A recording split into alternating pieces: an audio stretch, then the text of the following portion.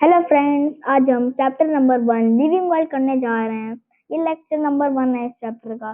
तो आज हम टॉपिक कवर करने वाले हैं biotic and abiotic component, producer, consumer, decomposer, scavengers, adaptation in desert plant या फिर हम इसको सेरोफाइट्स भी कहते हैं।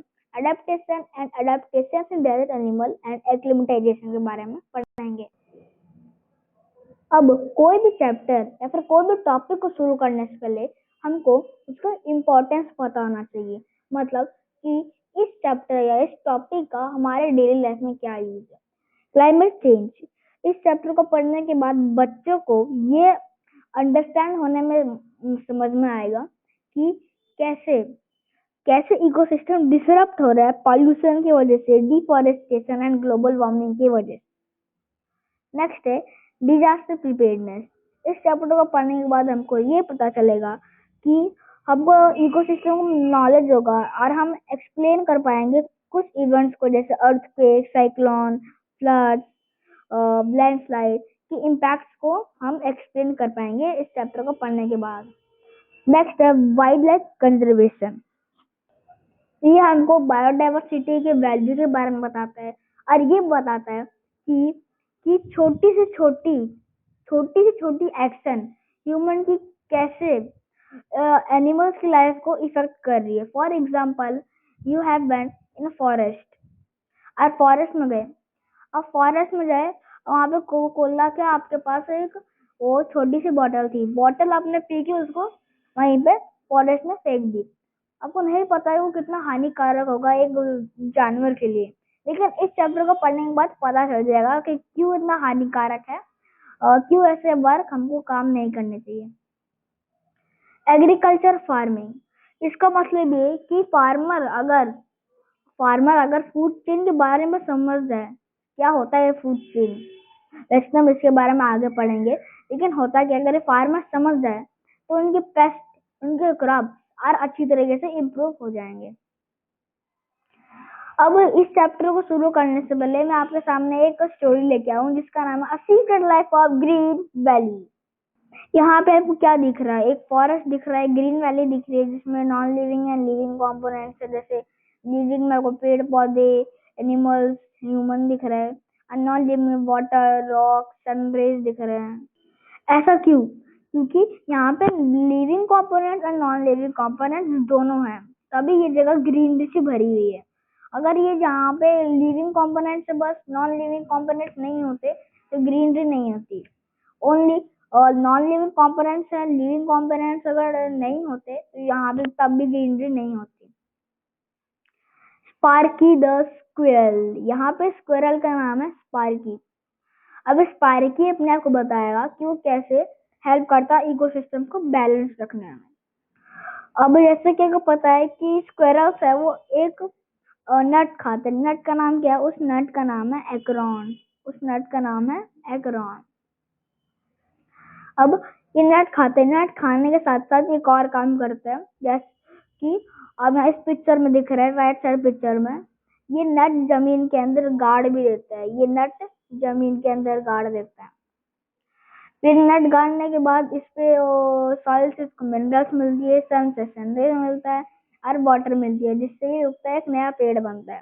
तो इसका मतलब कि जो स्क्वायरल है, स्पार्की या फिर स्क्वायरल, कोई भी स्क्वायरल, वो इकोसिस्टम का बैलेंस रखने में ग्रीनरी बढ़ाता है, मतलब इकोसिस्टम का बैलेंस रखने में ग्रीनरी बढ़ाता है, एक अराउंड के पेड़ उगाता है, वो तो ग्रीनरी बढ़ाता है और वो खुद का पेड़ भी बढ़ जाता है। नेक्स्ट है bloom the floret. Bloom the floret मतलब कि आपको पता है कि बटरफ्लाई काम करते हो तो अपना खाना लेती है फ्लावर से, जो क्या लेती है, वो हनी लेती है। हनी लेते वक्त उसके फ्लावर्स, जो फ्लावर के पॉलन होते हैं, उसके विंग्स, एंटीनास, बॉडी या फिर उसके लेग्स पे चिपक जाते हैं। तो जब दूसरे फ्लावर पे जा रही होती है तो बीच में पॉलन गिर जाते हैं, तो पॉलन गिर जाते हैं तो उसमें सन रेज मिलता है, सॉइल से मिनरल्स मिलती है, एंड रेज से वाटर मिलता है, जिससे एक नया फ्लावर उगता है। इसका मतलब अभी तक हमने देखा जो रैबिट है, सॉरी रैबिट नहीं, स्क्विरल, स्क्विरल एंड बटरफ्लाई दोनों एक ही काम कर रहे हैं। स्क्विरल ग्रीनरी बना रही है और बटरफ्लाई क्या कहते हैं, हमारे अर्थ को रंग बिरंगी बना रही है। नेक्स्ट है रेनयार्ड द फॉक्स। जैसे कि आपको यहाँ पे दिख रहा है रेनयार्ड द फॉक्स, ये आपको फ्लैश ईटर, ये तो पता होगा आपको, ये फ्लैश ईटर है। फ्लैश ईटर में ये सबसे ज्यादा अपना मील रैबिट्स का बनाता है। क्यों बनाता है? और रैबिट्स के पॉपुलेशन को कंट्रोल में रखता है। क्यों रखता है ये भी हम समझते हैं। आपको पता है कि रैबिट एक हर्बीवोरस है, वो पेड़ पौधे, लीव्स, ग्रास ये सब खाते हैं।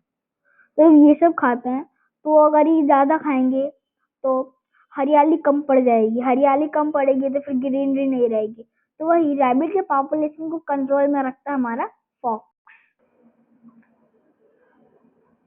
अब है रेन, सन एंड सॉइल।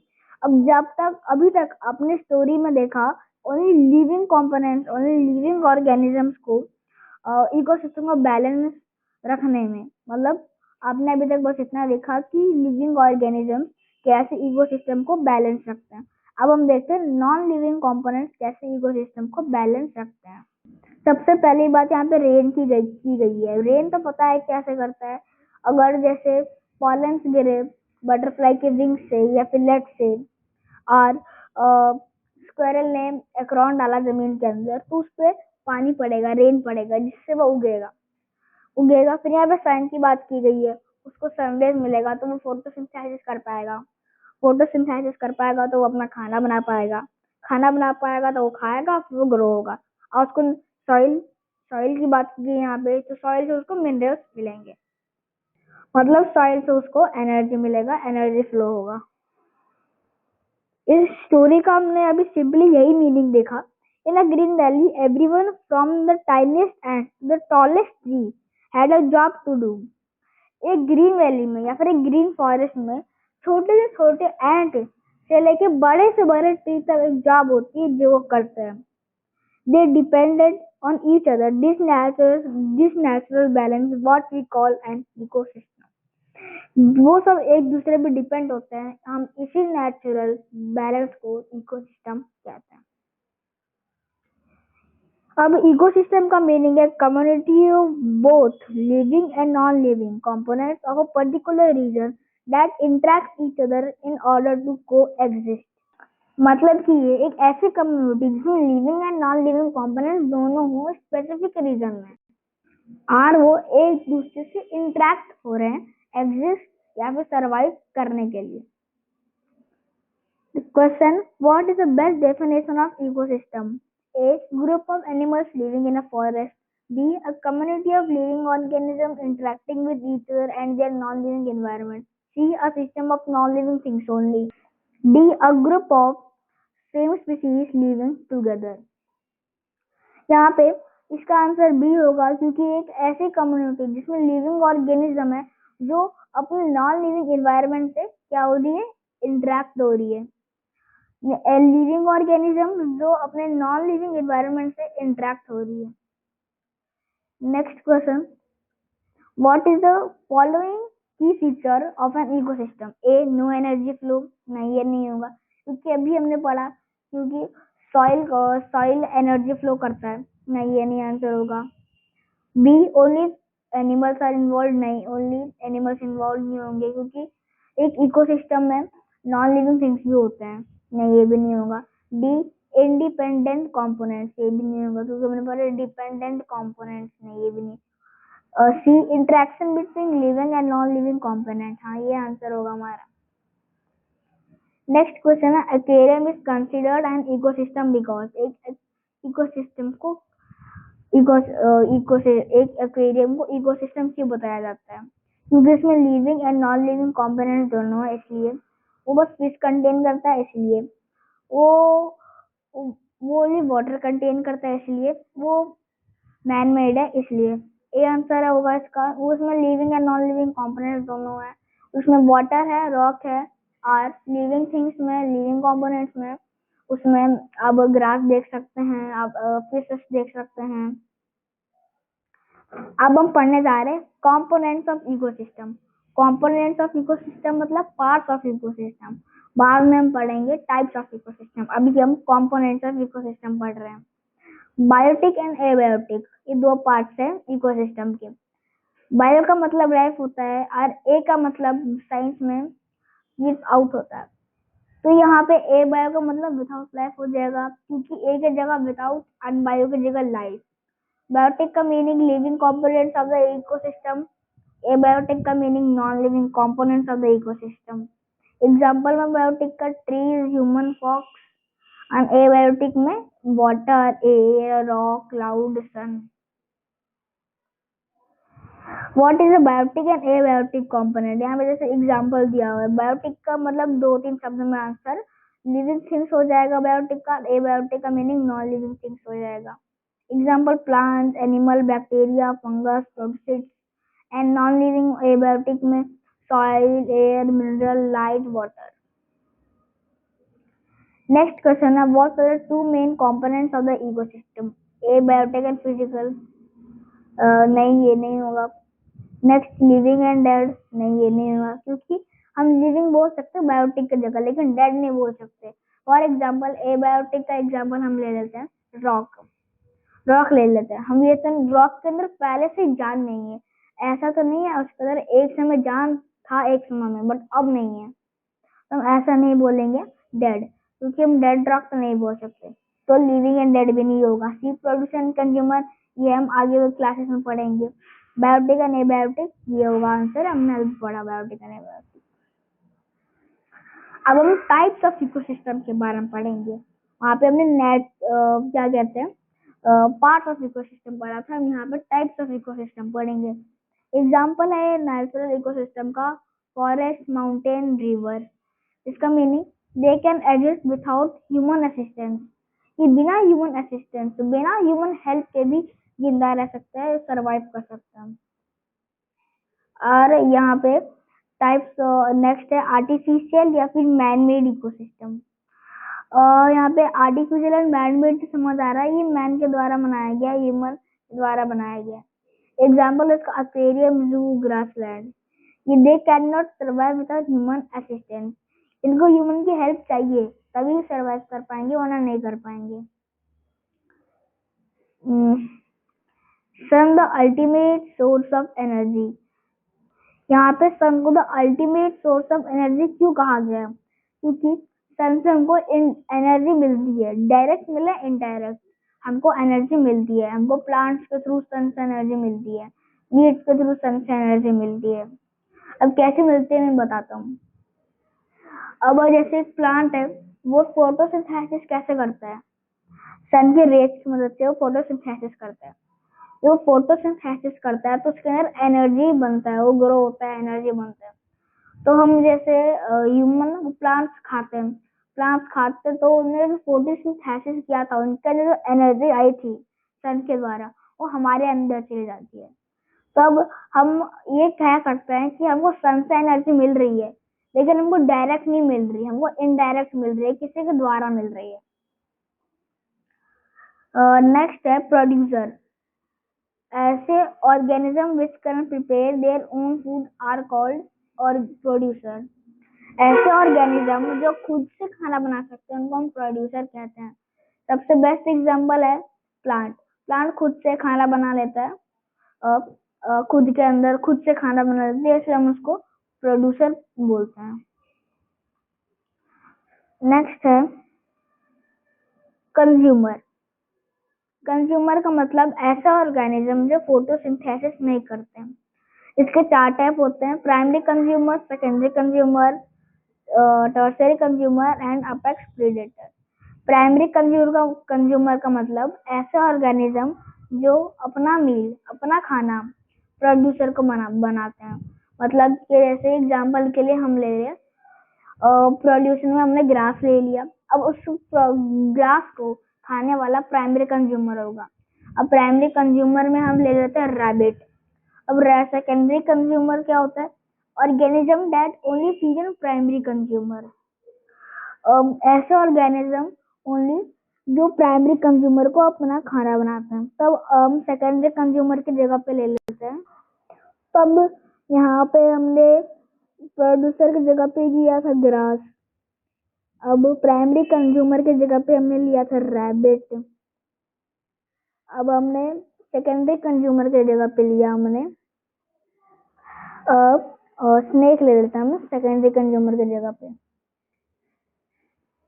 अब नेक्स्ट टर्सरी कंज्यूमर, जो ओनली सेकेंडरी कंज्यूमर को अपना खाना बनाते हैं, एंड अपेक्स प्रेडेटर जो ओनली टर्सरी कंज्यूमर को अपना खाना बनाते हैं। अब यहाँ पे हम लिया था हमने लास्ट टाइम ईगल लिया था, हमने ईगल नहीं लिया था, स्नेक लिया था सेकेंडरी कंज्यूमर में। अब स्नेक को खाने वाला ईगल, ईगल। तब यहाँ पे देखना आपने देखा कि एक चेन सा बन रहा है, पहले प्रोड्यूसर, फिर प्रोड्यूसर से प्राइमरी कंज्यूमर, फिर प्राइमरी कंज्यूमर से सेकेंडरी कंज्यूमर, सेकेंडरी कंज्यूमर से फिर टर्सरी कंज्यूमर, फिर टर्सरी कंज्यूमर से एपेक्स प्रेडेटर। आपने देखा कि एक चेन सा बन रहा है। तो हम अभी इसके बारे में पढ़ते हैं। Food chain, food chain, food chain shows the relationship between producer, consumer and the decomposer, showing who eats whom with arrow। एक फूड चेन रिलेशनशिप होता है जो प्रोड्यूसर, कंज्यूमर, डिकम्पोजर के बारे में बताता है किसने किसको खाया, एक एरो की मदद से। The food chain is a linear sequence of the organism where nutrients and energy is transferred from one organism to the other organism। Food chain एक लीनियर सीक्वेंस है, सीधा सीक्वेंस है, जहाँ पे न्यूट्रिएंट्स या फिर एनर्जी ट्रांसफर होती है एक ऑर्गेनिज्म से दूसरे ऑर्गेनिज्म में। जहाँ पे आप देख सकते हैं यहाँ पे ग्रास प्रोड्यूसर में बताया गया है, ग्रास हॉपर प्राइमरी कंज्यूमर बताया गया है, बर्ड सेकेंडरी कंज्यूमर में बताया गया है, स्नेक टर्सरी कंज्यूमर में बताया गया है। यहाँ पे आउल तो नहीं है लेकिन ईगल होगा, ईगल, ईगल अपेक्स प्रेडेटर में बताया गया है, और डिकम्पोजर में मशरूम बताया गया है। नेक्स्ट क्वेश्चन है, which of the following is an example of tertiary consumer. देखते हैं, ए ग्रास, ये नहीं होगा क्योंकि ये प्रोड्यूसर है।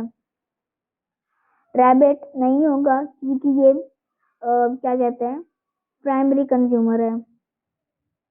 स्नेक ये भी नहीं होगा क्योंकि ये सेकेंडरी कंज्यूमर है।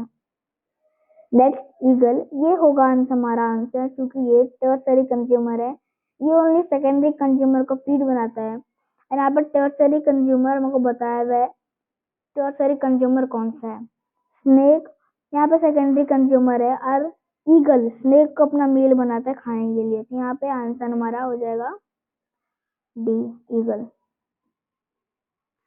नेक्स्ट क्वेश्चन है, which of the following statement is the correct explanation of producer and ecosystem. A, an organism that only eats animal, नहीं ये नहीं होगा हमारा आंसर। B, organism that break down dead material, नहीं ये भी नहीं होगा। C, an organism that make their own food through photosynthesis, हाँ ये होगा। D, an organism that feeds on dead animal, ये नहीं होगा। तो हमारा यहाँ पे सिंपली आंसर हो जाएगा सी।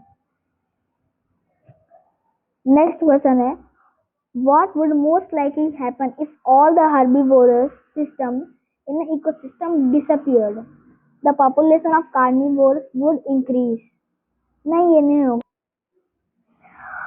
B, the producer will decrease rapidly, नहीं ये भी नहीं होगा। C, carnivores would have less food and might starve, ये होगा क्योंकि कार्निवोरस है उनको लेस फूड हो जाएगा क्योंकि उनके पास अपने खाने जो होते हैं हार्बीवोरस वो नहीं बचेंगे, अब उनको स्टार्च वो बचा के रखना पड़ेगा, फैट बचा के रखना पड़ेगा।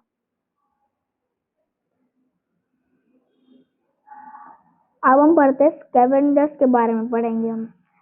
Scavengers are animals that consume dead organism that have dead from causes other than predation or have been killed by other producer। ऐसे स्कैवेंजर्स ऐसे एनिमल्स होते हैं जो मरे हुए ऑर्गेनिज्म को अपना मील बनाते हैं, अपना खाना बनाते हैं, जो उनने नहीं मारा है, जो दूसरे कंज्यूमर ने या फिर प्रोड्यूसर ने के द्वारा मारा गया है, उसमें बचा कुचा ये खाते स्कैवेंजर्स। एग्जाम्पल में आप यहाँ पे वल्चर देख पा रहे हैं, हैना देख पा रहे हैं, एंड ईगल देख पा रहे हैं। Thank you for watching this video. Like, share and subscribe.